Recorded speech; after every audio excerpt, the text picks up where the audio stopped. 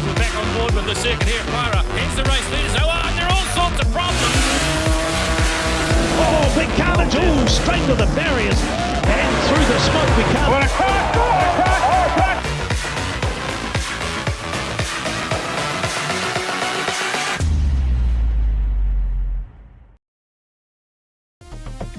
Welcome back to Retro Motorsport. First up this week, it's 2001 and we are in Richland, which is in Washington State, USA. It's round one of the World Series jet sprinting and it's the Unlimited Superboats.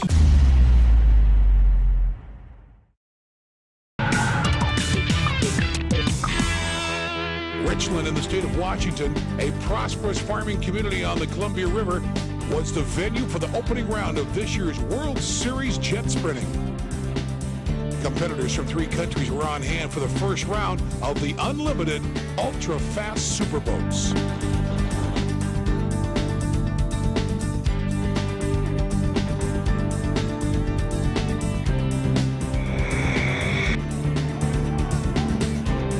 Last year, the New Zealander Peter Bryant was unstoppable, setting record times every round.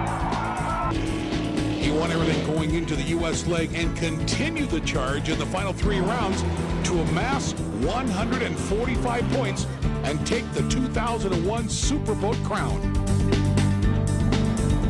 Hard-charging Australian teenager Leon Smale was one of those to push Bryant hard.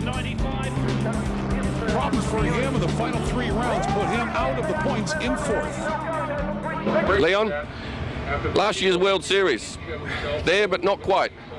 Yeah, it didn't go as well as I'd planned, but I don't know, it's a new year and we'll try again. I've made a few small changes to the boat, and if any track's going to suit this boat, it'll be this one today, so I guess we'll see how we go.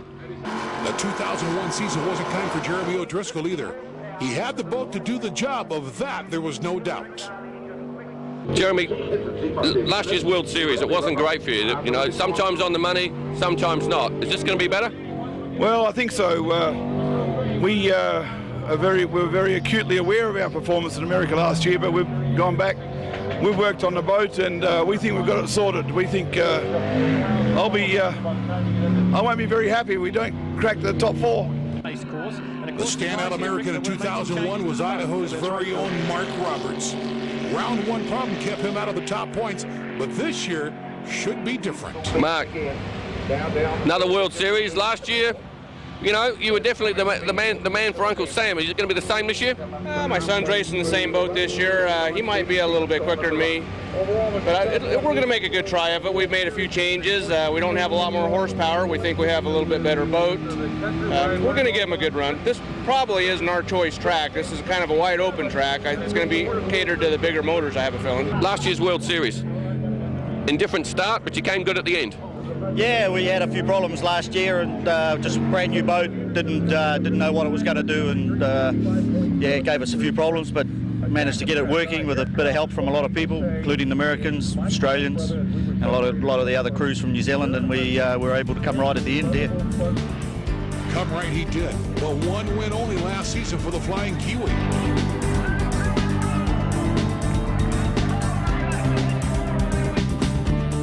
No doubt that the crowd favorite last season was the Idaho speedster, Ben Badiola. Ben, it wasn't a great World Series for you last year. Going to be better this year? Well, we're hoping so. We've got a new boat and we've went through our motor, so hopefully we're going to be a little more competitive this year, and we got a little more experience, so we're definitely going to try a little harder. The Southern Swing last year saw the emergence of a new star in World Series, Pukekohe. 2 wins from 3 starts last year, and this year already looking good. Peter, first round, it's early days yet, but you're on the money. Boat's feeling pretty good, and we're learning a new track here, and quite a few shelves on the track. You look at it from the embankment, and it looks a lot wider than it is in actual fact. And we'd been spying on this track and venue and some of the American competitors through the internet and the web, very handy thing. And the track certainly, from afar, looked faster and more open and easy than it actually is. And you can't boat everything that's wet, that's for sure. The track at Richland is heaven to the Superboat drivers. Wide open channels and 2 flat-out straightaways let them use their 1,000-plus horsepower.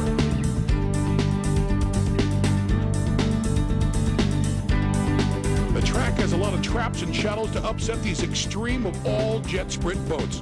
Many drivers saying the twists and the turns near the finish would be the deciding part of the course.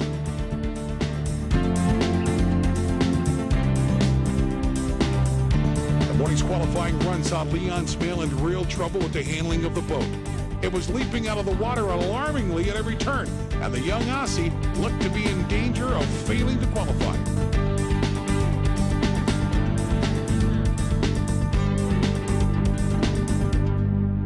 This morning you had it set up differently from how you've run it here before? Yeah, I had a different wing set up on the back. It seemed to work pretty good on the tighter tracks in New Zealand, but I just couldn't stop it hopping around out here. But I don't know, we'll see this time. Chris, we're starting to get down to it. The times are there. Yeah, definitely. There's going to be low 41s, I reckon, somewhere about there, maybe 42. The 2 times champions' predictions of time were way off for the early rounds, but at this level, there was no doubt that the times had come down rapidly.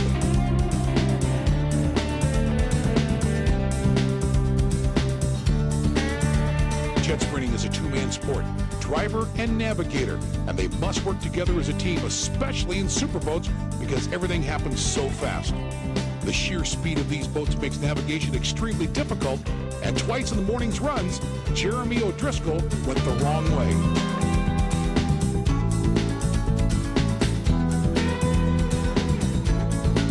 Surprising many with his fast-paced first time out on a superboat was teenage American Burt Roberts. Last year, the 19-year-old student was runner-up in the United States Sprint Boat Association Group A Championships. This season, he has stepped into the driver's seat of Father Mark's superboat. All morning, he looked good, not at all overawed by the company that he was keeping.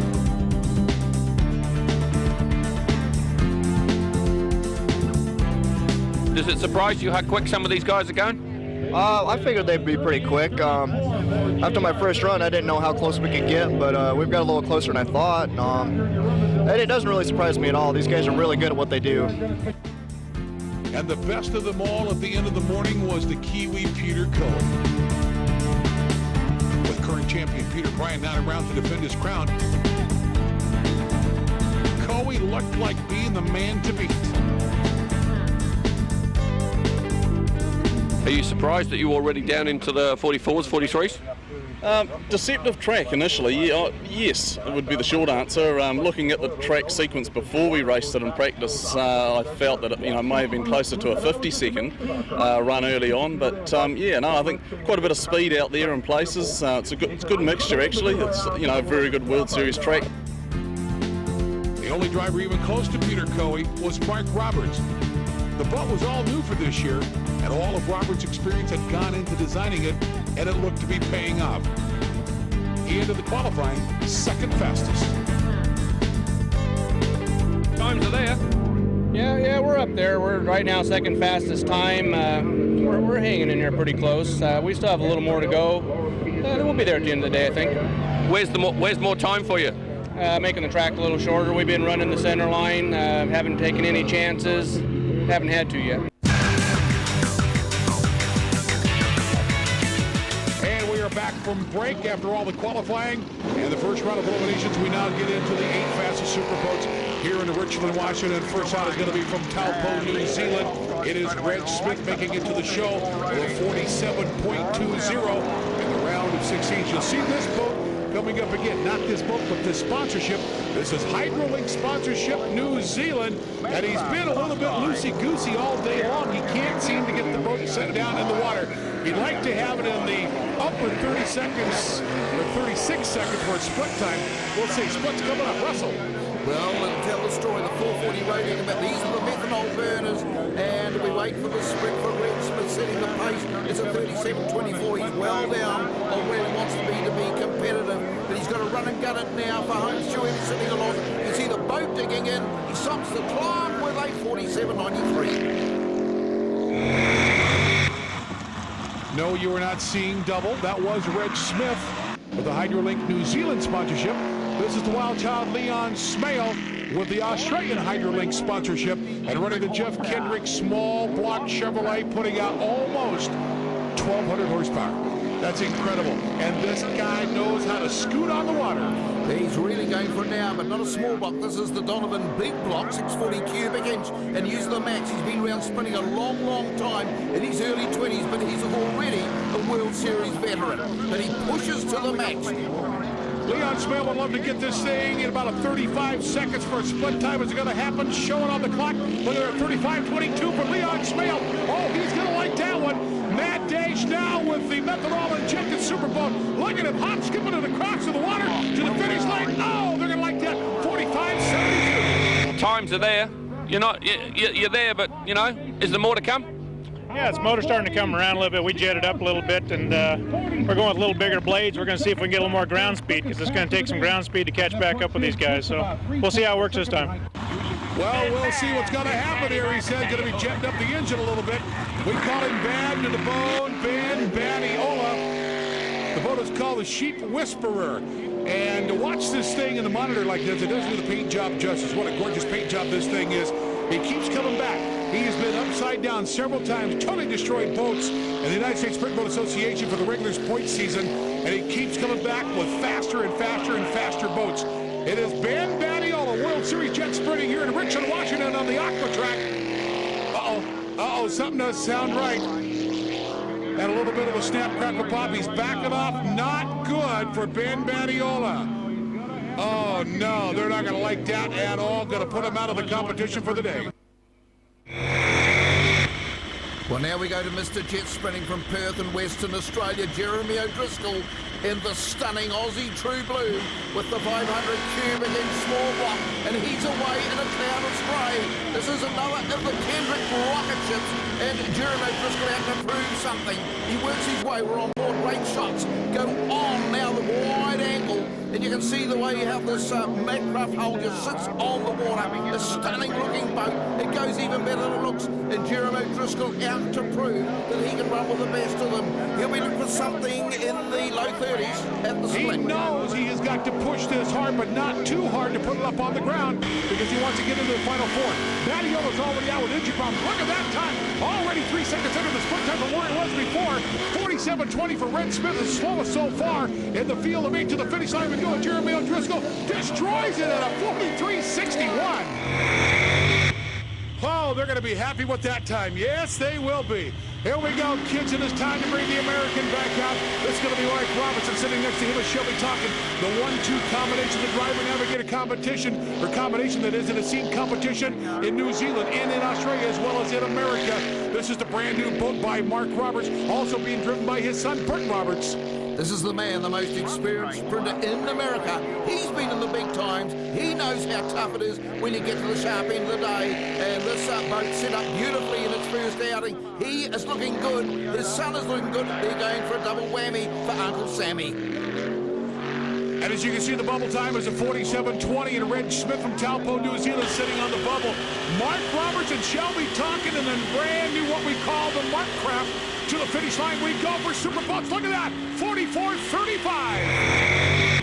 Now we go back to New Zealand. Pukekohe and Stevens in the NZ Macraft. Don't confuse it with Markcraft. The Macraft, the most successful hull in jet sprinting history, and they run and gun it. They're away in a cloud of spray, and Pukekohe, who's been hot to trot with this new 475 cubic inch Chevrolet, arguably the most professional racer in the world, spends huge time on R&D program, and it pays off. Ian Stevens very, very busy with the hand guiding the way. Race cam on board. 22, 23, 24 seconds gone in the run. He's got to be looking for something in the 33s as we come up to the critical split that'll tell the story. 47.20 is the time right now for the bubble time. And Red Smith is on the bubble. Pukekohe, what a great shot that is. The onboard camera shot was, oh, no. The man that could win it all for the World Series has gone aground and losing valuable time. That's going to put Pukekohe on the trailer. Oh, what a shock that is. Take a look at this again. Into the corner, he starts skipping like a rock. Up to the island he goes. And at that point, it's over for the day for Pukekohe. What a heartbreaker that is. And Red Smith dodges yet another bullet at his 47.20. Pukekohe out for the day. I just squeezed the throttle pedal a little bit hard, I think. coming off that tight turn. Never had trouble there any of the other runs today, and the boat just lifted and skipped sideways a little bit, and the rest's history, really. Oh man, a tough break for Pukekohe. He expected to win it all. Are you thinking, so wait a minute, we saw this a little while ago? Well, yes, you did. The boat you did. But that was Dad Mike Roberts and Navigator Shelby Tonkin. This is son Bert Roberts and Navigator Perry Houston. And the boat that is definitely going to get a workout here this weekend in Richland for World Series Jet Sprinting. 47:20 is the bubble time. Red Smith from Taupo, New Zealand is sitting on the bubble. And if all goes according to plan, Bert Roberts will put himself in right next to Dad with a 44.35. It is the father-son combination today for Stars and Stripes. Well, they work their way around the track. This is one of the young guns, one of the new hot shots, the Rising Stars. Yeah, well, he's moved up into the big league, and he's not frightened of them either. The big boys are the big toys. He's got 43.57. Now, as we say, the plot thickens. At the Aqua Track here in Richland, Washington, World Series Jet Sprinting. We do it New Zealand style. This is Barnesy, Chris Barnes. You can see that 45.72 is now the new bubble time. That is the time of 45.71 or faster. And if it happens, Leon Smale is going to be on the trailer. This is the cruel part of the sport right now. It's hero or zero time. This is the Exterminator with the Kendrick 500 Cube Small Block Rally Star back in his home country of New Zealand. He'll be looking for something else in the 43s, or he's out of the ballpark. Coming up to the split, we look at it, we wait for it. Split time for Barnesy at 23/100ths of a second under where he was before. The Exterminator, this is your New Zealand champion. And if anybody's got a chance to take it all the way for World Series, it's going to be Barnesy, 44.43. And a hard-fought round of 8 for the Superboats. The top 4, Chris Barnes from New Zealand. Dad, Mark Roberts, Stars and Stripes. Second quickest, Jeremy O'Driscoll from Perth, Australia. And fastest of the day is son, Bert Roberts, Stars and Stripes at a 43.57. The final 4 coming up here next. We'll be right back. We are now down to the 4 fastest boats for round number 1 of World Series Jet Sprinting here in Richland, Washington. The wide open track is a little bit misleading. Even though it looks very wide, very fast, you've got a small channel because of the sand. It is beginning to build up on the outsides, making a very small channel. Chris Barnes from New Zealand. He is the double champion in his home country in Superboats. Made a huge transition from the gravel roads and a rally car to jet sprinting.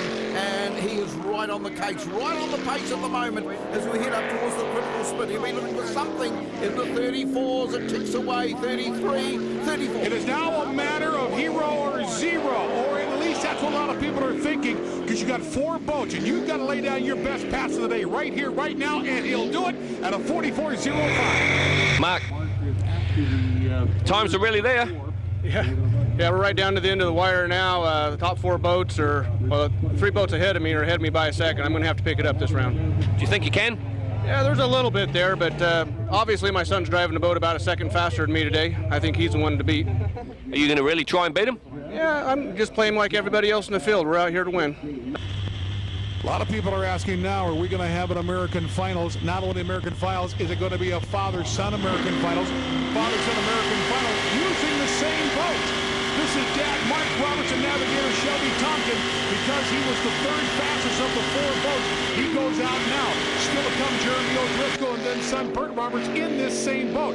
This motor is getting a workout this weekend in the Stars and Stripes boat. Superboat racing for World Series Jet Sprinting here at the Richland track in Richland, Washington. We're looking at 23-24 seconds for Stars and Stripes for Mike Roberts and Shelby Tonkin. Well, he's pushing it. This could be his day. Wants to start off the series. Maximum points, the name of the game. He's looking very, very confident on the water. Let's go on board now. You realize that Mark Roberts' pass is 2/100ths of a second faster than what his son has got? The faster that boat's gone all day. Wait until Bert comes up. But now, here, it's time for the man from Australia. It is Aussie True Blue with a Jeff Kendrick small block Chevrolet putting out almost 1,000 horsepower. Impossible? Think not. This boat flat scoots across the water. Jeremy O'Driscoll. Well, he likes the touch paper on the 500 cube against Kendrick small block. And Jeremy O'Driscoll, a man on a mission. JOD is on the JOB right now in the stunning Aussie True Blue. Coming up to 20 seconds gone in his run. He's been there in the 43 43s. He's got to go there again if he wants to continue on in the racing. Works his way up to the 32nd mark, coming to the split.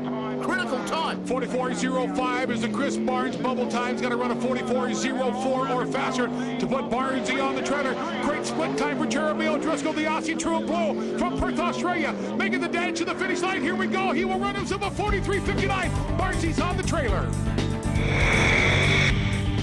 Now, this is the young Uncle Sam. This is the man they're all looking for. Is this the man of tomorrow?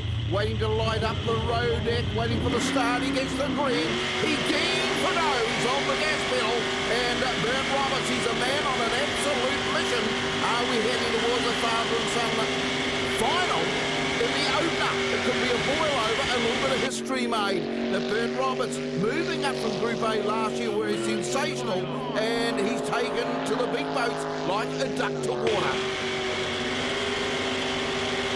43.59 for Jeremy O'Driscoll in the Aussie True Blue. That is the bubble mark right now.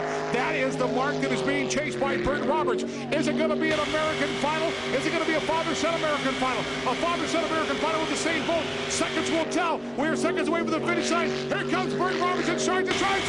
It is a father-son final with a 43.40. Take a look at the times on the board. Unable to do it. Barnesy is out. Jeremy O'Driscoll is out. And it's a Mark Roberts, Bert Roberts final 43.55 versus Sun's pass of a 43.40. Mark, the new boat works well. Yeah, boat does. The Cinchromatic sponsored boat's been real good for us all day. We'd questioned having big enough motor, but we've worked, dialed it, got it going fast. Said Bert would be the one to beat, and right now we're going to have to show that. Why do you reckon it is? Do you reckon it's just the hull, the way the hull's working for you? Yeah, we've had several hulls under us. Jeremy O'Driscoll got me started in this sport many years ago. I've driven lots of different hulls. We pretty much took what we liked in each individual hull and tried to build one to do everything, and we're very satisfied with it. Bert, are you going to beat your dad?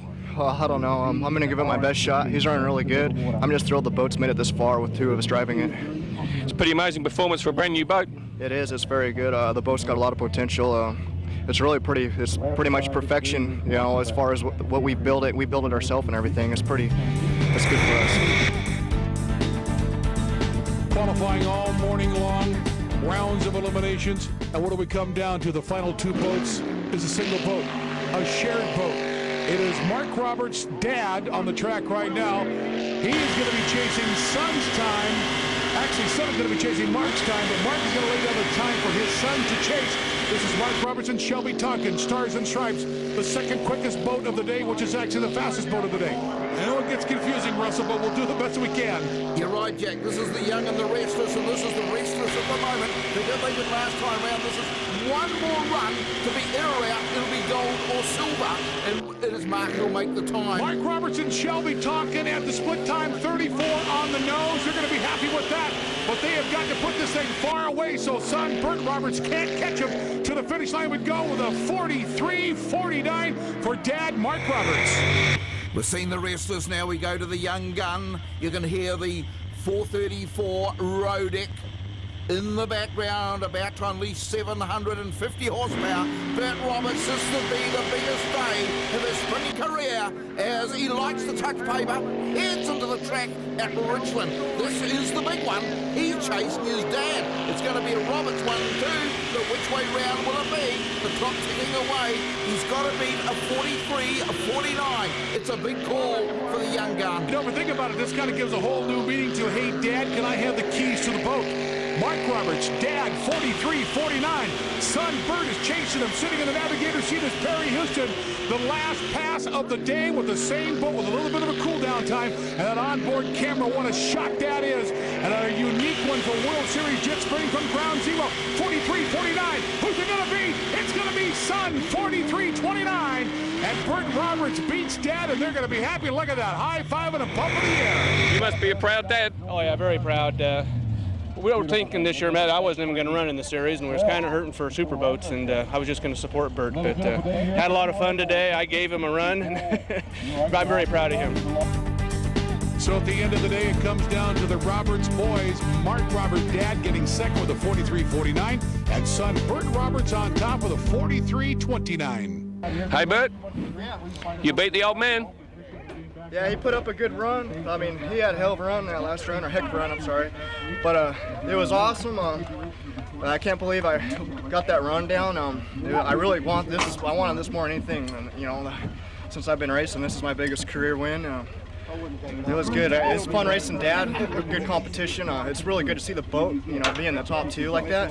You got the FTD for the day as well? Yeah, that's always a good bonus to come with it. Yeah.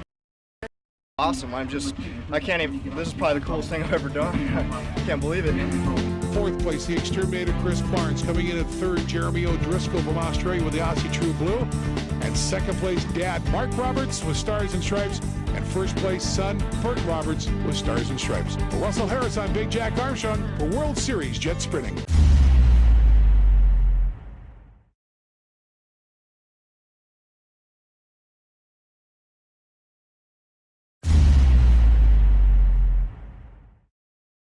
It's a big leap forward to 2014. It's round 1 of the Suzuki Sport Cup. 3 races on the mighty Pukekohe racetrack. Come on guys, wipe away those tears because Puke is no more.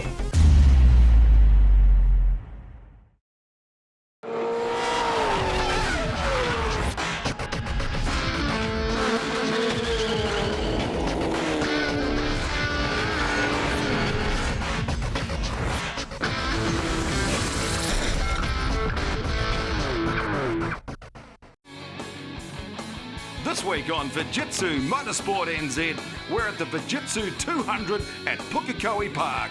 It's the sensational Suzuki Swift Sport Cup. 3 action-packed races from wet to dry. Well, it is raining here at Pukekohe for the first race of the new championship for the Suzuki Swift Sport Cup. Mark Gibson alongside AJ Lauder complete the front row. Row 2 start for Chris Cox out of Christchurch alongside Sean Lawrence. And it's back to Kent Yarrell in the Castrol Scholarship car. And Andrew Vincent out of the Formula Fords. Jamie Gaskin and Simon Evans from row number 4. A row 5 start for Rob Gibson alongside Brad Lauder. Then we go back to Glenn Collinson, Joseph Patton from row number 6, and completing the lineup, Sam Barry. Waiting for the lights to go out. It's a fantastic start off the pole from Mark Gibson.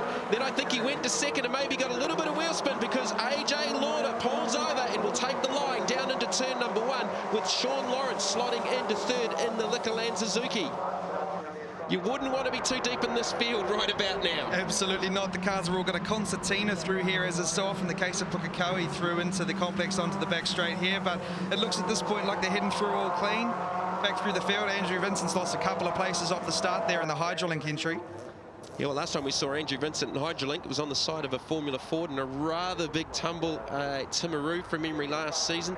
So he stepped into the seat that was held by his sister Amy. He's had some off-season health problems. All our best wishes to Amy, so we keep our eyes on him. Fantastic start from Simon Evans. He's up into the 5th position, and he qualified in 8th, so he's got a great start from the outside of the 4th row. Absolutely. As we see a good little battle here with Chris Cox and Sean Lawrence. Cox up the inside there. It looks like he's made a clean manoeuvre there, and we're going to be seeing this all race, Jamie. These guys are going to be all over each other like little flies. Look how dry it is at the southern end of the racetrack. We've got this typical Pukekohe where it is a little bit wetter down towards turn number 1, and it's not quite as bad at the southern end of the circuit up towards the hairpin. As now you can see that streaming water off the tyres. Now look, the hardest job of every driver in this field right now is the guy leading, which in this case, although not for long, was AJ Lauder. But to dictate the pace in these sort of conditions is very difficult. You don't have the guy in front to, to make the mistakes for you. So as we see Rob Gibson there, Mark Gibson over into the lead now. It's easy enough to get confused. There are 3 of them. Rob's got the white wheels on. I've spent a little bit of time with the crew this week and MC their team launch last week down in Taupo. Evans down the inside of Sean Lawrence. That looks like Simon's going to pick off another. They really need to be mindful that they don't want to lose that gap in front. Simon just lost a little bit of exit speed, and Sean actually pulled a car length on him. Back there and behind them is Kent Yarrell in the Castrol Edge colours. New colour scheme for that car this year. Looking great, and of course the 5th consecutive scholarship winner. and it's been a really, really good little program to give these new guys a shot, and we've seen some great talent come through with that program the last few years. This is all on. Kent won't be too worried about the slipstreaming because he's got a big background in Mini 7s, a former national champion. He's just 23 years of age as he looks to the inside of Lawrence, and in these early stages, all of these young drivers are giving each other racing room. Absolutely, really smart driving there. Wait for that to stop at some stage. No, look, there's some really smart driving there by these boys. You know, they are racing hard, but they're racing clean. And of course, we've seen the track even since the last lap, Jamie. It's dried up a little bit as they come up over the hill, but certainly still a lot of spray being poured up there. Yeah, we're certainly not going to see any lap records in this first race of the weekend. So Mark Gibson starting from the pole, finished 4th in the championship last year, running the colours of Norwood this year. 3 team cars, Simon Evans there with the green headlights. He's running for the first round only, subbing for Craig McRae, who's going to come back in for the subsequent rounds, was not available here this weekend. So 3 Tim Gibson Motorsport team cars. There's Sean Lawrence. Did we talk about Sean's efforts here at Pukekohe last year? No, let's not go there. Do we? Needless to say, it ended in tears with one of the bigger crashes we've seen at Pukekohe, but they regrouped, got another car back together, and it's fantastic to see Sean. His dad, Graham, is just a dead-set legend of New Zealand motorsport. So Kent Yarrow now coming under some pressure from the roadies Suzuki of Jamie Gaskin, who was one of the finds last year in the LG Motorsport car that won the championship the previous year at the hands of William Bamber. He's got a big inside run here on Kent Yarrow. Good run there. 6th and 7th position they're battling for there. Jamie's just made the nice pass there on Kent Yarrow, so he'll tuck in the back of Sean Lawrence there. And these boys really, again, they need to make sure that they don't squabble too much among themselves in these early laps, Jamie, so that they don't lose that pack in front, because they're all out there to win. And these cars, they rely on slipstream, not a powerful car, and they really, they basically push the wind like little bricks. They're obviously not very aerodynamic, so they need to rely on that slipstream. So the boys need to ensure that they don't squabble too much. So Mark Gibson really controlling things out in front here for the first race. But Simon Evans here, that's a gutsy move up the inside of Sean Lawrence into turn 1. He makes it stick, and really great battles here. These guys are putting on a show, aren't they? Yeah, well, Simon's done a lot of laps at this place, and most of the motor racing circuits around the country with Formula Ford and the Porsche GT3s, of course, as he then goes down the inside of Chris Cox. That's the patented Craig Beard. He's learned that in Porsche. Of course, Simon doing the last couple of seasons in the GT3 Cup in the 996 category, and double duty this weekend. Really a very experienced driver, and a great credit to the series to do a bit of Swift racing. I might have to get out there and join him at one point. Well, that was 2 positions off the front straight down into turn 1 through the S's. So that'll put him into 3rd position, but Cox is trying to come back at him on the outside. Take the brave pills. Who's got the latest dab on the brakes? Evans will have the line, and Lawrence is going to try and follow him through here. And as yet, Jono, I don't think we've seen one of these cars touch. I don't think we have. Again, a credit to the respect that these boys have for each other. They're really racing clean, and it's putting on a great show for the crowd here. As we say, big moment for Sean Lawrence. Look at that wheel work there. Sorry, boys, there's the classic commentator's curse if ever we've had one. Last lap borders out for Mark Gibson. Isn't that always the case? It is. And it's definitely one area of the circuit you don't want to be using curbs, is at the base of the hill there. So a moment there between Sean Lawrence and Chris Cox. Mark Gibson, he's got things under control. The Gibson team looking for 1 and 3. We won't curse him. No, 3 in the top 8 with young. He's gone up the inside. Going for 2. Very, very close to contact there with Jamie Gaskin, but he has made the move stick on Kent Yarrow. How will his exit affect the run down the back straight? It looks like he's made that stick. I wonder if crew chief Hamish Cross, I mean, he's a very, very good racer in his own right with Kart Sport and RX-7s, and I think he won on debut as the Stig in Christchurch a couple of seasons ago in the Suzukis. I wonder if he's got on the radio and said, Simon's done it, take the same line, take the Beard move into Castro. So down into the hairpin for the last time, and Evans all over Lauder here. It'll be interesting to see as he uses all the road on the exit of the hairpin there, if he can get a nice run up over the hill and set him up to take 2nd position for the race. But at this point, it is Norwood team 1 and 3, and 5 or 6 now with that pass as Mark Gibson comes up over the hill. Yeah, what a great way to start the season with a new sponsor on the side of the Suzuki. For Mark Gibson, the headlights are flashing. He will take the win in race number 1. Who's it going to be for second? AJ Lauder narrowly from Simon Evans, with Sean Lawrence next across the line. I think the team are going to be pretty happy with 3 cars in the top 8. Mark Gibson with the victory from AJ Lauder. Simon Evans in third ahead of Sean Lawrence. Chris Cox with Jamie Gaskin completing the top 6 here at Pukekohe. AJ, what was your take on second place? Happy with that? Yeah, it was okay. I got off to a good start, held the lead for a lap, and then coming over the top of the hill, I wasn't sure on how slippery it was, so he got me at the end of the straight there. Good battle with you and Chris Cox there for a while until his sort of car went off a bit. Yeah, I couldn't quite get past him and then made a bit of a mistake and I just got the slipstream. Congratulations, Mark. Great way to start the series. Yeah, cheers, Finn. It's been a pretty successful weekend so far and hope we can keep it going. Any problems out there? Look like pretty changeable conditions. Yeah, it was pretty hard work. I was actually the lead car, so it was a bit of a challenge taming the track every single lap. It changed, so just having Hamish was on the radio actually telling me how it was changing into turn 1, so that definitely helped, but it was pretty interesting going around there. Did you have a dry setup or a wet setup? Because who knew? Yeah, we actually went out on a full dry setup, so it was a bit loose in some stages, and turn 1 was pretty interesting, but no, we're pretty happy at the moment.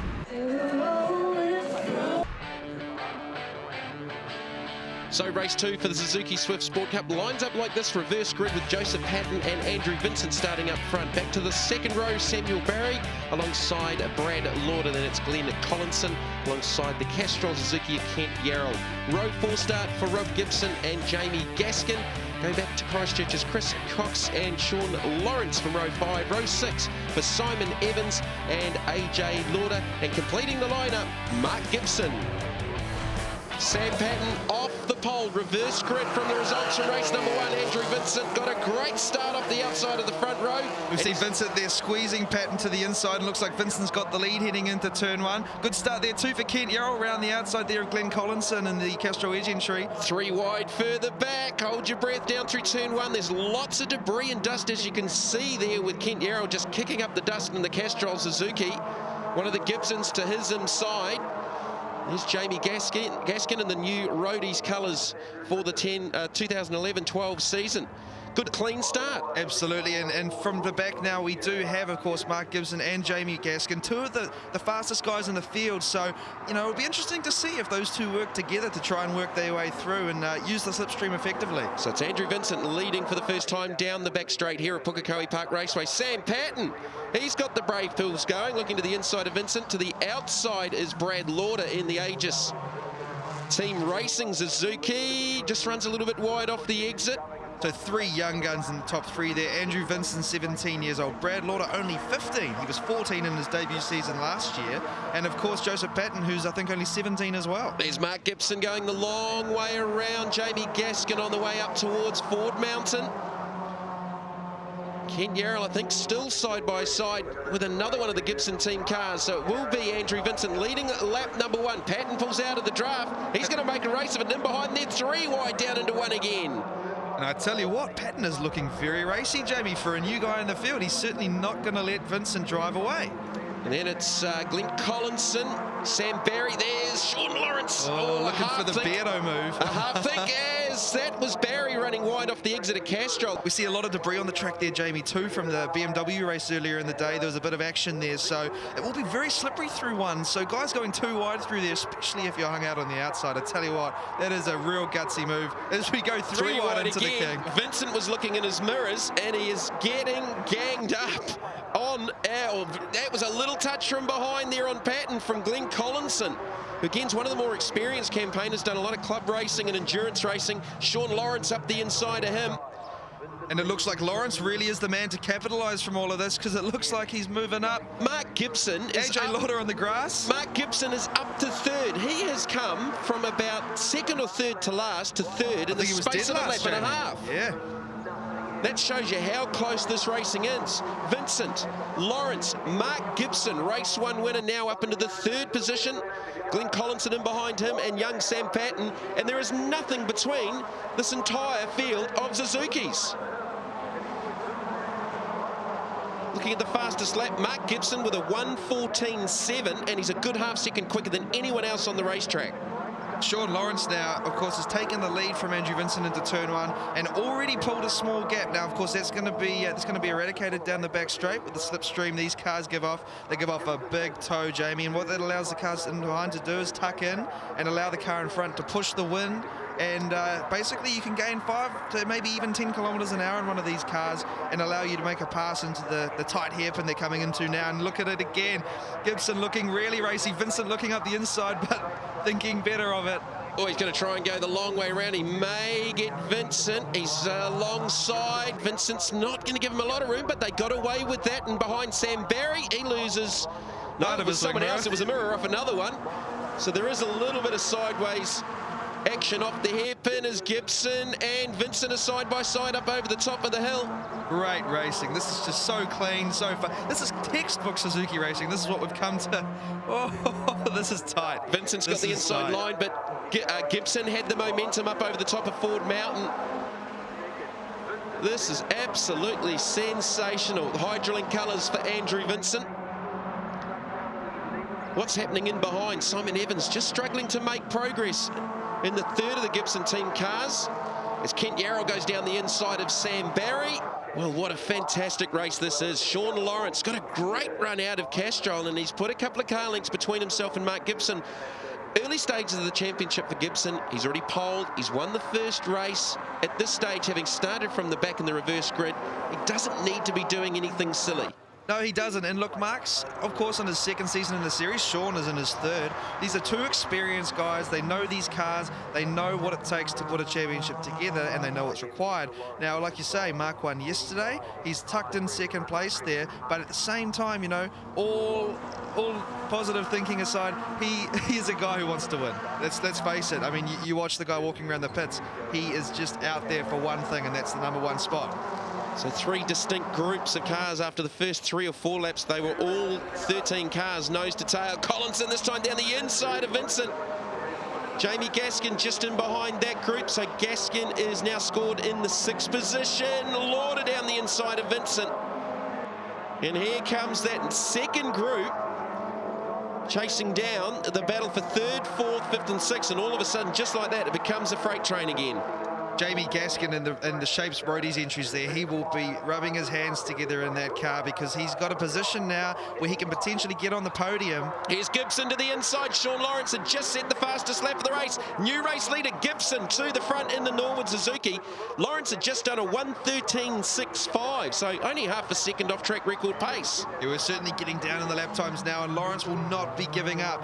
Gibson's in front now for the first time of this race, Jamie, but Sean Lawrence in that menacing looking green Liquorland entry, he'll be pushing hard. Oh, look at it behind.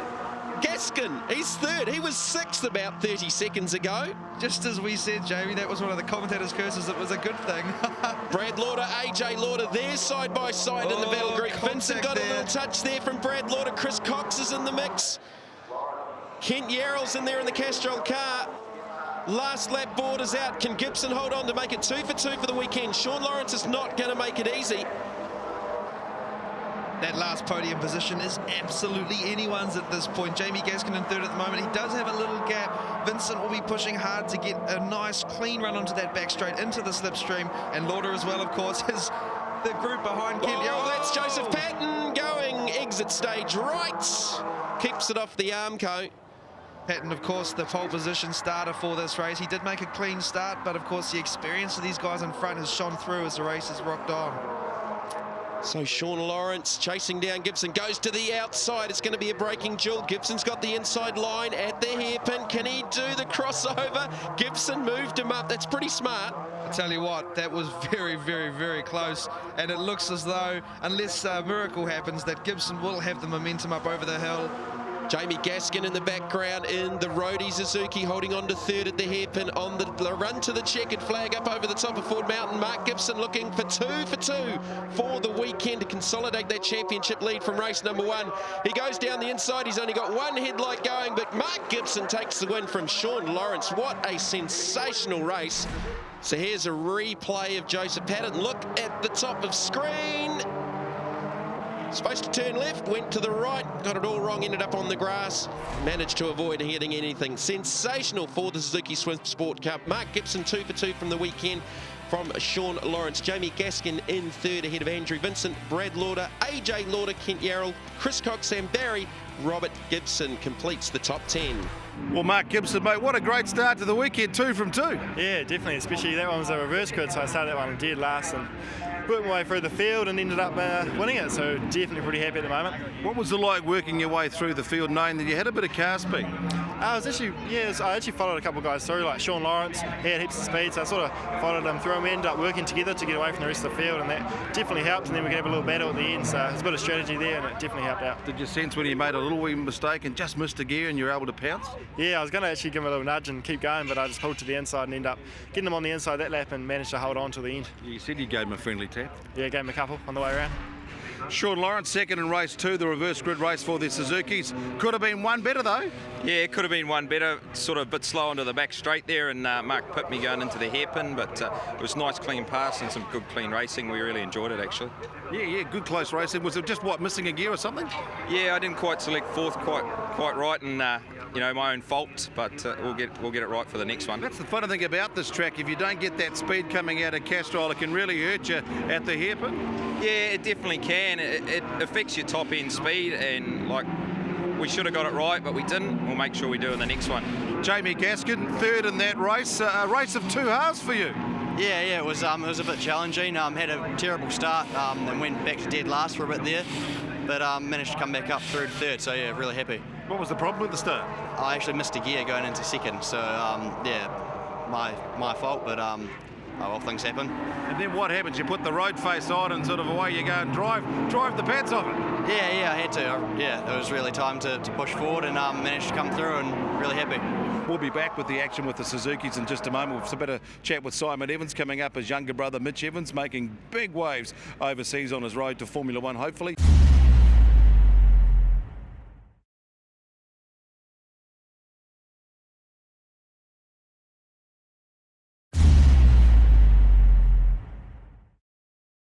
Welcome back to Fujitsu Motorsport NZ with the Fujitsu 200 here at Pukekohe Park Raceway, and one of the special guests just turned up to watch his bro at the moment is Mitch Evans, 17-year-old. How you doing, mate?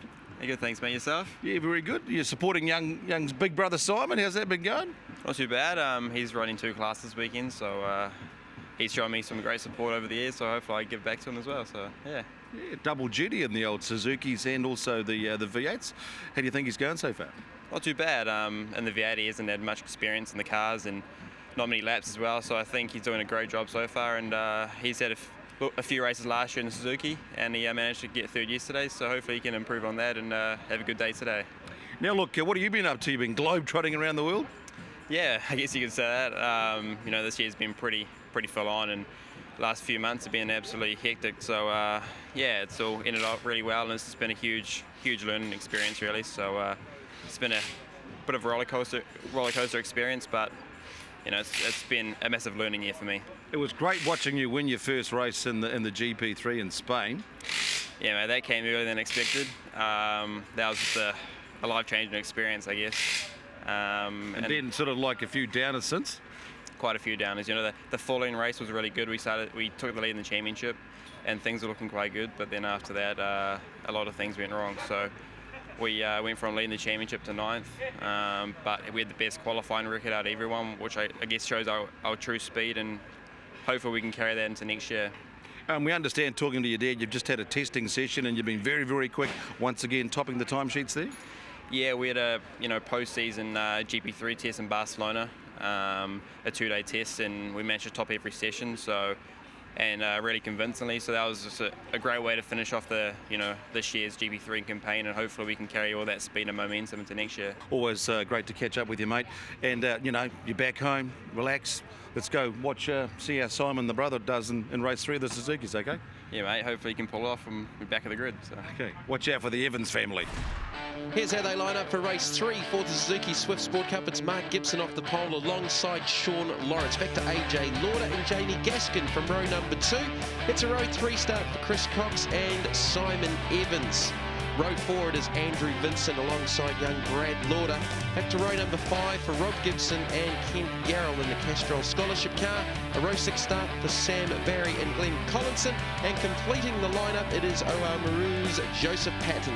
Race 3 lined up on the grid for the Suzuki Swift Sport Cup. The lights are out, and what a start from Sean Lawrence. Started off the second grid as the second highest point scorer for the weekend, and he's left Mark Gibson behind, and Jono Lester. That was a fabulous start from Sean. Hey, and I'll tell you what, another one who had a terrific start there was Andrew Vincent. From halfway through the field, he's up into 5th spot there behind one of the Lauder boys. A little bit of a moment there though, and looks like Simon Evans is ducking up the inside, doing the classic Craig Baird move as we've seen so many times this weekend. Yeah, not for the first back time. Straight. That was either Collinson or Sam Barry getting escorted to the outside of the circuit off the exit of Castrol. So wet conditions for race number 3. Sean Lawrence leading them down the back straight.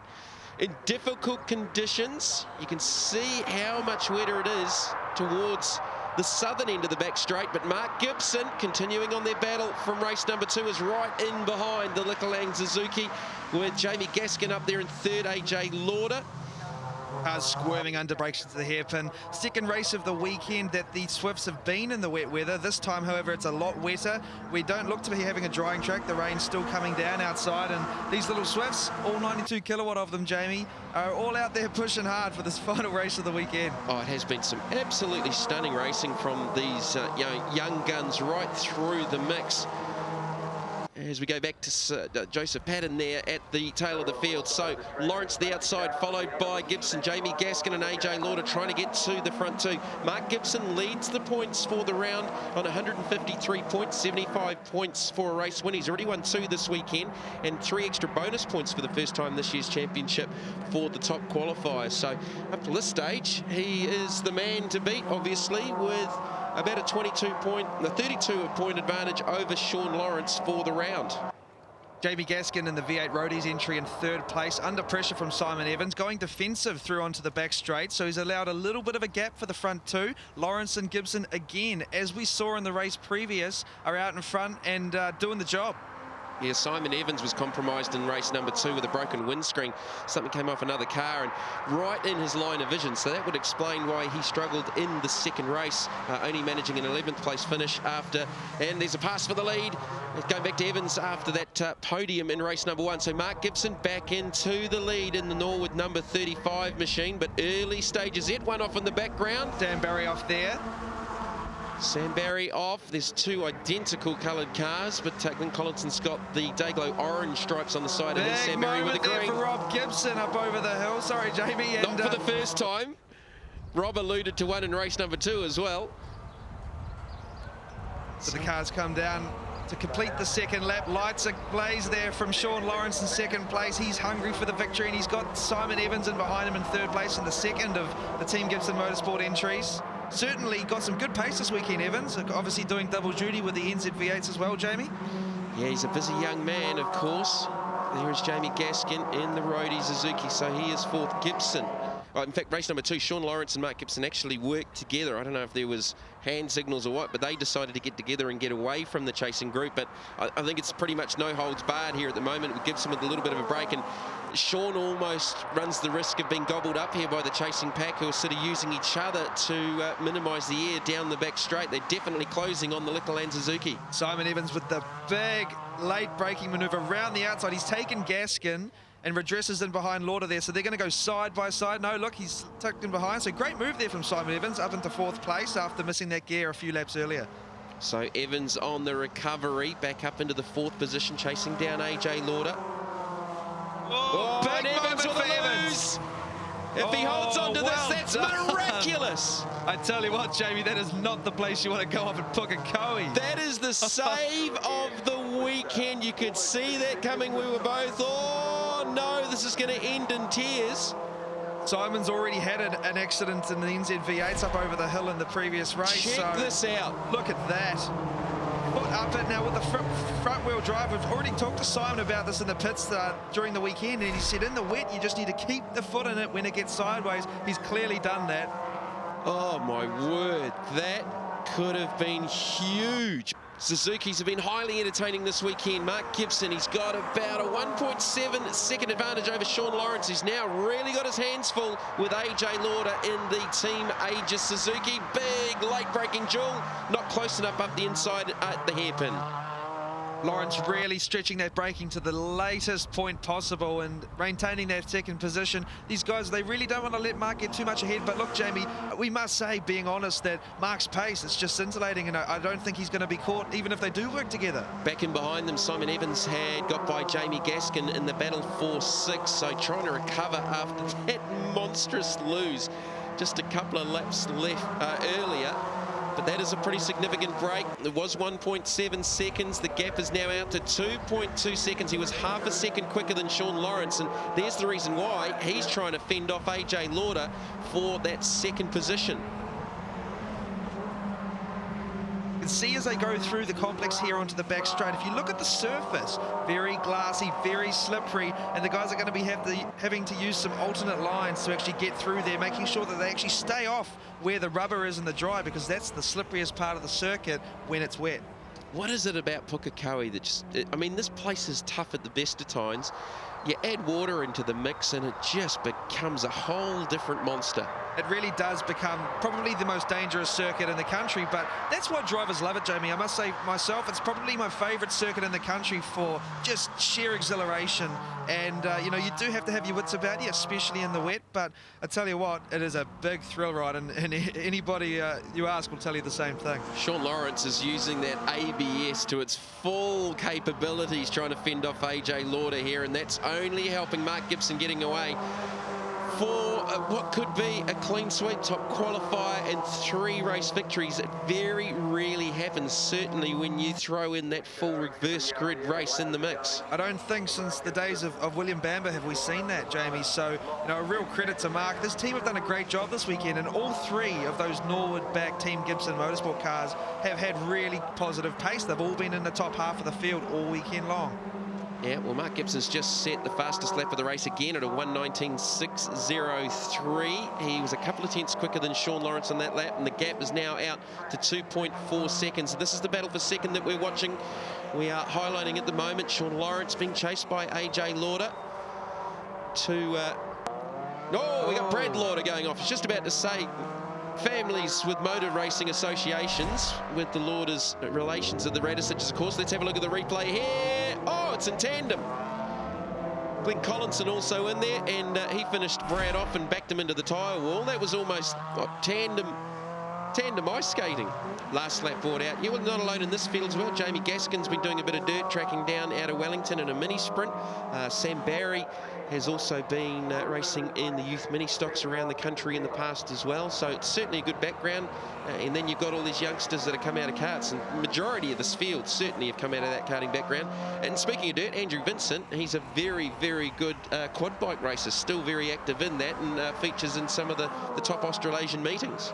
Yeah, Andrew does have a few big opportunities for next year, and he's using this Suzuki Swift Sport Cup to keep his eye in some circuit racing, and certainly in conditions like this with the wet, he'll be sliding around just like on that dirt bike. Yeah, so Mark Gibson, he's really controlling. He's going to leave Pukekohe with the maximum.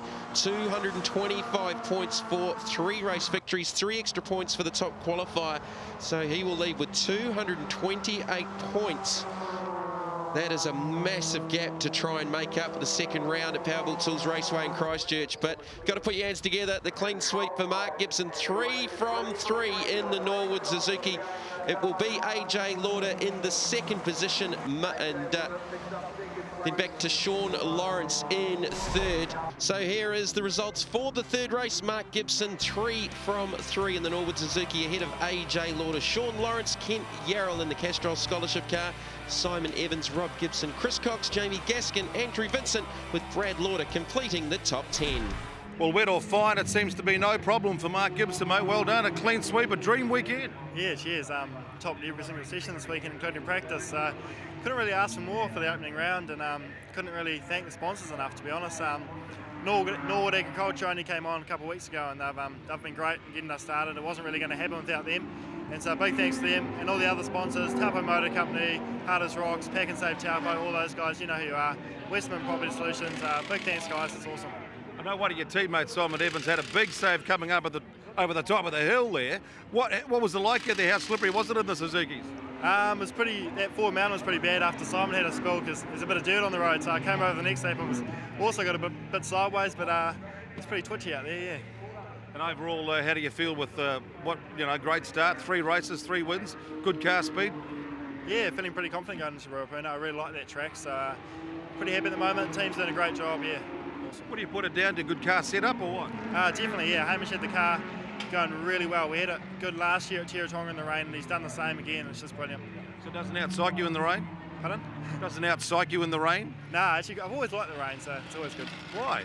I don't know. I guess motocross might have helped it. Always been slippery, but fine. Just a bit confident, but quite confident in the rain, which is good.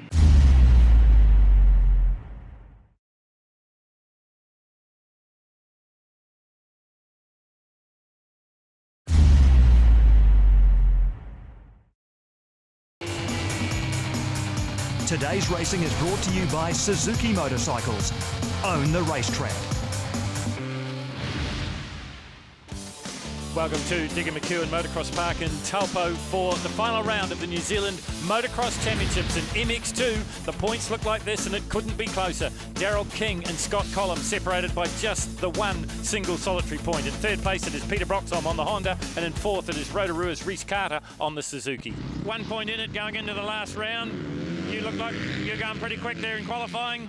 Yeah, 1 point in it, so she's game on. Obviously DK's your main opposition. Where do you think you could be better than him here? I think where I can be better is just all around everything, you know. My riding and my speed has been better than his so far. It's just my starts that have let me down. So, you know, as a whole, I think I'm a better rider, and I'm going for the win today, you know. Daryl, I know you've been in this position before, close in the championship, with 1 point between yourself and Scotty. Fortunately for me, last year I was in the same situation, 1 point behind Daniel McCoy heading into the final and won the title. And the good thing is I've done a lot of laps here in these sort of conditions over the last month. So know the track well and pretty confident that I can go out and ride well today and achieve what I want to achieve.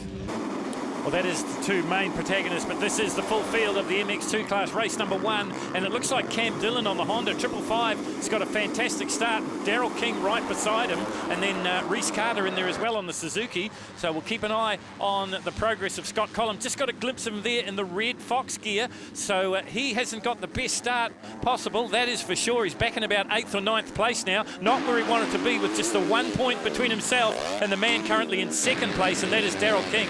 This, though, is Aotea Muri's Cam Dillon on the Bellray Honda. There is Daryl King on the MXDK YZ250, the 2-stroke, remember. King decided that this year, as he did last year, he would ride the 2-stroke version. Motocross has moved on from the 2-stroke era, and most of the top brands and top athletes are on the 4-stroke machine. That's certainly what Cam Dillon is on. There is Daryl King, though. This amazing circuit here at Digger McEwen Motocross Park. 94 is Kane Lamont, one of the many New Zealand, and that is Peter Broxholm. Now, he was 3rd in the points, and on lap number 1, poor old Pete has come down as we watch one of the KTM riders, and I've got a feeling that's Sean Fogarty on the Q Construction KTM. That's a 2-stroke machine as well. And Sean Fogarty's had a pretty good championship, but he's been dogged with bad luck. Had problems in the first round at Timaru, came to Patiotonga, found his form, but unfortunately was dogged with puncture problems. This is another man that's been dogged with problems right throughout the championship. This is number 6, Rhys Carter. And someone else taking a soil sample. This is Campbell King from Dunedin. He's come a long way to fall down in the volcanic soil of Digger McEwen Park. Race leader comes up and over the top to complete another lap here in this jump-infested track. Down onto the front straight will come 555. This is Cam Dillon. Cam Dillon had his motocross plans halted a little bit last season because he was to follow Ben Townley to Europe, but Townley got injured and then got sick and couldn't go to Europe. So Cam Dillon has had to rethink his plans. This guy's plans include winning back-to-back championships in the MX2 class. We're talking about number 1, Daryl King, out of Hamilton these days, born in the Taranaki. Here is Dillon, though, already starting to get into the lap traffic. And this is one of the most exciting parts of the circuit here at Digger McEwen Park. This is the sand pit, or the sawdust pit, and it really is a true test for man and machine. Dillon up and over the top. of the Darrell August jump. There is Daryl King. So Daryl King starting to pull in the young charger as they complete another lap here. They turn onto the front straight now. 2 lines in just about every corner here at Digger McEwen Park. It really is an international standard racetrack, no doubt about that. Has hosted the World Junior Championships and a couple of very successful international motocrosses with the likes of 10-time world champion Stephen Efforts coming here. And we've got another rider down. This is one of the Suzuki riders. Well, this track can be very, very cruel as we go back to the front of the field, and already there's been a change. It is the defending MX2 champion, 43-year-old Daryl King in the front now from 555 Cam Dillon. Further back through the pack, this is a good race. We talked about an international motocross with international field to MX2 because that's Cody Mackey on bike number C there, having a battle with Sean Fogarty, originally out of Gisborne, now living in Auckland, the Q Construction KTM. You see the different lines that both of the riders take here, but Cody Mackey just in the front of that little battle. That battle going on at the moment for 5th and 6th place as we go back to the front. And checkered flag will come out here for Daryl King as he works his way past the flag person. A good win and 25 points for King. Remember, he was 1 point ahead of Scotty Collum, and you see there on the result, Scott Collum can only finish 8th, so the points have changed a little bit as we head into race number 2. Cam, where did that performance come from? I've been doing a lot of training since Timaru, since I had a bad race there. And so I've been staying with Townley and I've been throwing out the motos and doing. I can really feel that I'm progressing, but it sucks that this is the end of the season. I'm starting to ride good now because I wanted to do good this year in this championship, but that's racing, I guess. DK, were you surprised at the start that Cam got? Yeah, I knew Cam would be really strong early on. I've raced him here a lot of times, and he's so quick. He's one of the young guys, you know, like Hamish Dobbin and Ethan Martins, and they're really fast. Just a 19-year-old compared to a 43-year-old, their heart rate can get up and stay there quicker than mine. And yeah, I knew what was going to happen in the race once he got to the lead, and I saw where Scott was, and I wasn't too worried. I just wanted to have a safe race, and didn't try that hard, to be honest. The track's mean, it's really gnarly, and yeah, it was just want to go out this time and do the same thing. Scott, that wasn't what you were looking for? No, it wasn't what I was after. No, it wasn't a great start, and then I may have been just outside the top 5, and then I had a crash in one of the rhythm sections out the back, and just didn't really flow that well with the track, and got a little bit of arm pump as well. So no, it wasn't a good first moto, but it ain't over till it's over, and the track is getting really rough. So I just have to don't think about the championship and try and win some races, and what happens, you know. Today's racing is brought to you by Suzuki Motorcycles. Own the racetrack.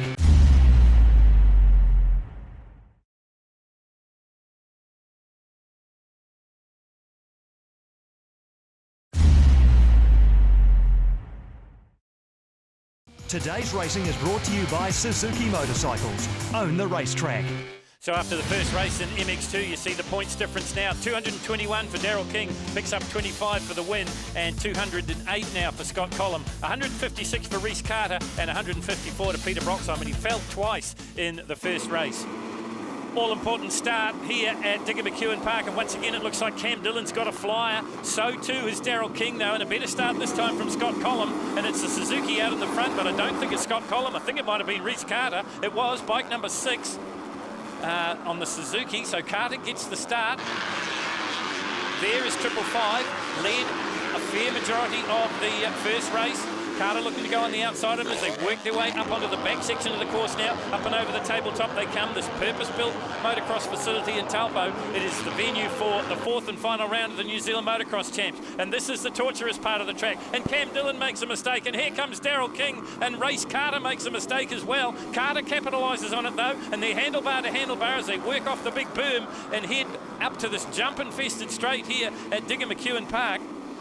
It is 2.01 kilometres around, and it really is a test of the fitness, and this man will pass that with flying colours because he's probably the fittest man on a motorcycle here. 43-year-old Daryl King in the front. Number 6, Reese Carter in second place. 555, and that is Cam Dillon in third place on the Honda. So Yamaha, Suzuki, Honda, and the big question you're all going to be asking yourself is, where is Scott Collum? He got a better start that time, but he's not in the top 4 at the moment. Looks like Daryl Hurley would be in 4th spot. as once again they work their way through the sawdust and sandpit. There is Rhys Carter. Oh, and he just about gets it wrong. Seat bouncing over the second one. There is Hurley in behind him. Where is 442? Where is Scott Collum? He can't afford to let Daryl King get away again here if he wants to have any chance of winning this title. Just 1 point separated them going into the first race. Now it's a little bit bigger than that, the advantage. King in the front, Carter in second place. Down under the prawn farm overbridge they go. This is Rhys Carter. Really has come on strong this season on the Suzuki New Zealand Motor City Fox Racing Suzuki RMZ 450. You see Daryl Hurley just lurking in the back of the shot there, currently in third place, maybe make it second as he challenges Rhys Carter here. Hurley, a multiple motocross champion of New Zealand, also an Australian champion. Won one of the FIM World Motocross rounds a few years ago now in the mud and slop of Spain. Now he is challenging the master here. There he is, bike number 1, Daryl King, out of Hamilton, 43 years of age. It's been 27 years since his first New Zealand title, and here he is going for back-to-back titles here at Taupo. Did the exact same thing last year with Daniel McCoy, the Australian. Went in leading by 1 point, took away the title. Can he do it here at Taupo? Certainly riding with perfection at the moment is Daryl King on the YZ 250 two-stroke, the MX2 YZ 250. There he is, out in front in second place. The last time we looked anyway, it was Rhys Carter. 555 here, Cam Dillon. Another good performance from the young man. And that is number 912, that's Daryl Hurley, a multiple champion of New Zealand, just goes down in one of the softer section of the circuit here. And this is Scott Collum. Now, once again, Scott Collum is coming back from a fairly mediocre start, but he's got such a lot of fitness on board at the moment. He's been training with Josh Coppins in Motueka, so he's probably as fit as he's ever been, and you really need fitness here. This guy, full of racing, full of fitness. This is Sean Fogarty. Rhys Carter on the Suzuki, the Motor City Suzuki RMZ 250. Finally got himself a good start. He's up into second place at the moment. In fact, he may, as we've been watching Scott Collum, he may have taken the lead from Daryl King. We'll just keep an eye on that. There is King. Now is Rhys Carter ahead of him. That's a recovering Daryl Hurley. He's got a bit of work to do as he went down in one of the slower corners.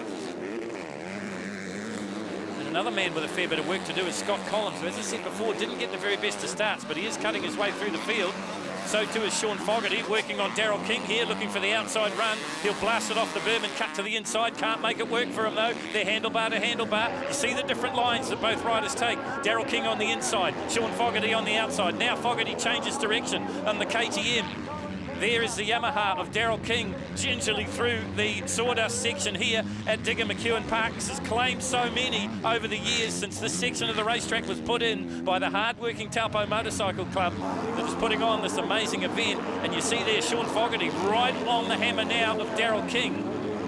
But I've got a feeling that this may be the battle for second and third, because I think Rhys Carter might be in front. I wouldn't be too surprised if we get the reports that Daryl King might have come down, because he's dropped off the pacer here. Well, certainly the advantage he had is gone. Number 1, Daryl King, been racing New Zealand motocross now for 27 years, raced overseas, finished as high as second in the 500cc World Championship. His younger brother Shane, of course, a world champion on the KTM. Daryl never quite got to stand on the top of the step of the podium. Just about blasts over the top of the berm there as they work their way up towards Daryl August Motorcycles jump. This is bike number 76, another two-stroke in the field.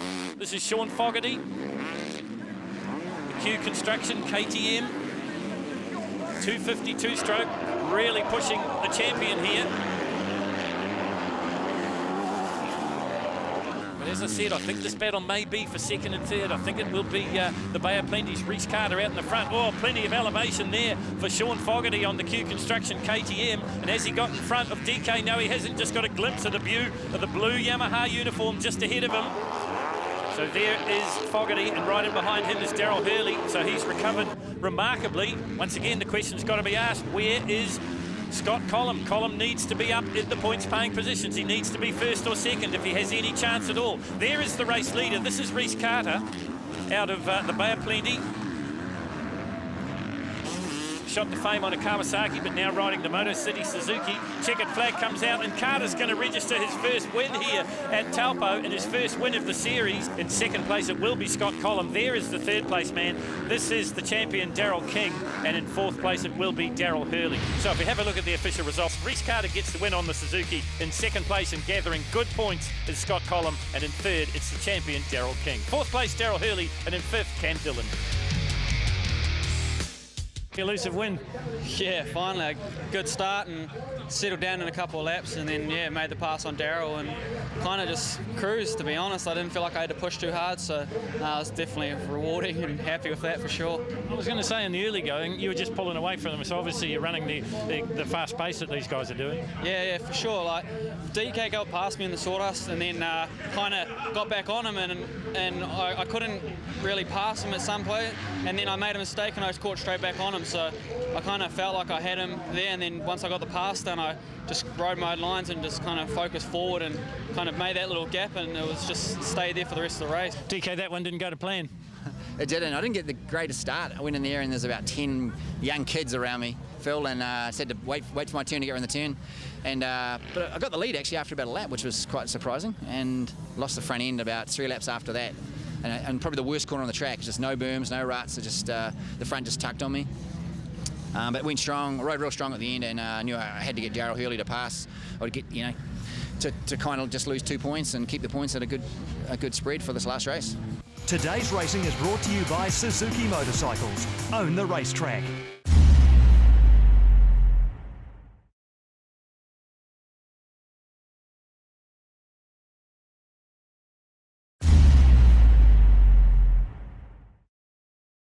Today's racing is brought to you by Suzuki Motorcycles. Own the racetrack.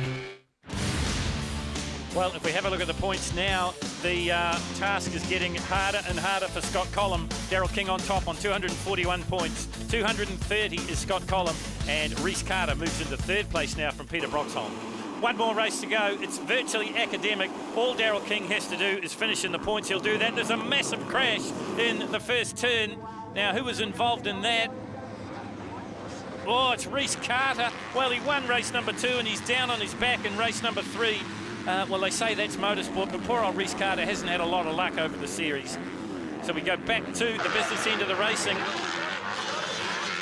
And this is John Phillips, number 210 on the Honda. Now, John has been riding up in the English Motocross Champs over the last couple of seasons with the Dirt Bike Gym sponsored team up there. He is the younger brother of Michael Phillips. Michael, a past MX2 national champion of New Zealand, another one that's been riding in the English motocross scene and in Australia. So John Phillips out in the front on the Honda, bike number 210. The Moto Graphics Pirelli sponsored Honda. In second place, it is the champion-elect. This is Daryl King.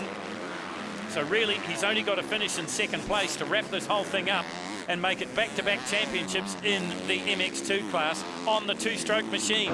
At 43 years of age, what more can you say about the Superman of New Zealand motocross? Daryl King in second place, John Phillips in first. Watch the way King closes up as they head through this really whooped-out sawdust and sand section. King changes lines midway through, but it is still Phillips in the front. Phillips runs it wide, King dives down the inside, Phillips off the berm, King squares off the corner, and the champion-elect is in the front now.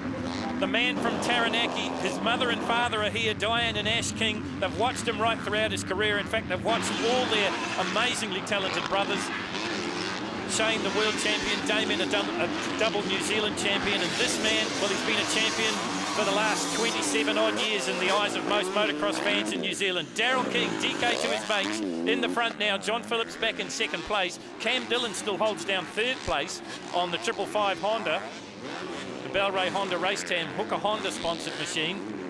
So Daryl King now on his way to another championship here in Taupo, final round of the New Zealand Motocross Champs. The word we're getting from the race control is that Scott Collum has been involved in a crash with Peter Broxholm, and he has bent the front disc brake on his Suzuki and he has had to pull out. So that's desperate bad luck for Queenstown Scott Collum.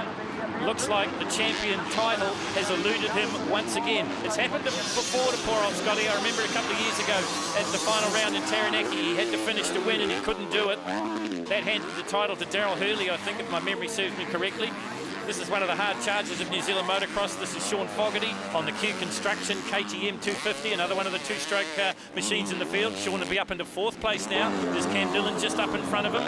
Just have a look at the different lines as they work their way through the sandpit once again. Daryl Hurley doing a masterful job there. Bike number 912. Great to see Hurls back in competition. Broke his leg quite savagely at the beginning of last season and sat it out, trying to establish his Suzuki dealership in the Taranaki. But great to see Hurls back on a bike and racing in anger here at Taupo. So there is Cam Dillon, there is Fogarty. Hurley will be the next one over as they head down this rutted out front straight now. The track has changed so much in the whole afternoon here at Taupo. With the MX1 class, the MX2 and the 125s, you see the ruts have got a whole lot deeper, the whoops have got deeper, the berms have got deeper. In fact, there's some bumps and jumps around this circuit that you could probably hide a motorcycle in behind. That's the nature of the beast here. It's the sandy, volcanic soil. And you see there, it's caught out a man of the caliber of Daryl Hurley. Just stalling the machine, and look how deep those whoop-de-doos are now. Here is the race leader. This is Daryl King.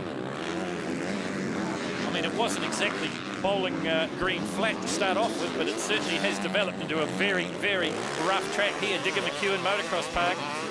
Daryl King now surely on his way to back-to-back MX1 New Zealand Championships on the MX Yamaha.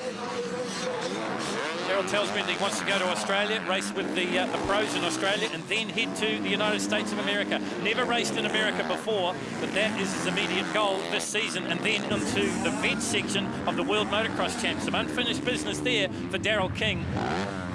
And some unfinished business here at Taupo because there's still laps to run in this, the 3rd and final MX2 race of the day. 20 minutes plus 1 lap. It really is a test of man and machine. You've got to be at your peak form, not only riding form, but fitness form as well, and this man is.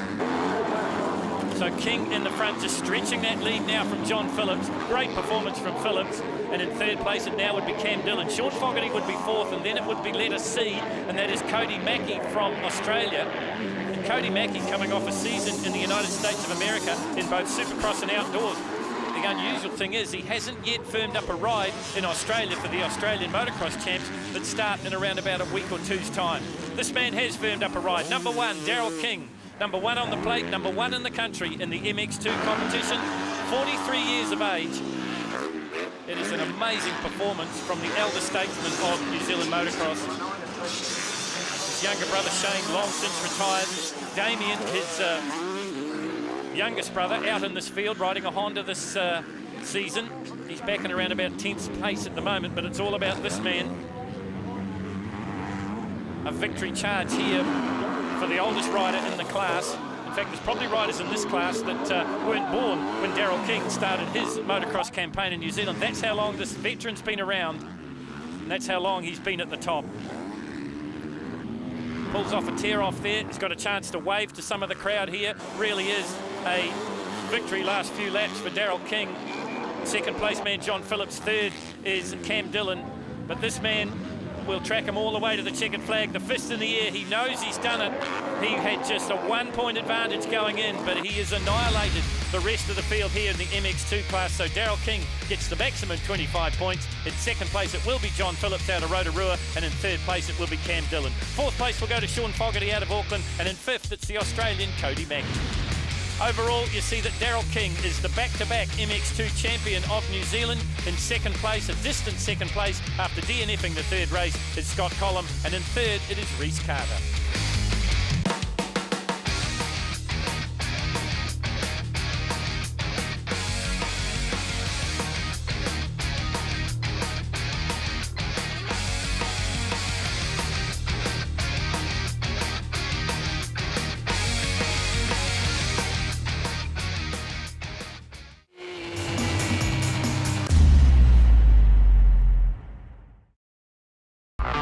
Well, that's it for this week. Hope you enjoyed the show. See you next week.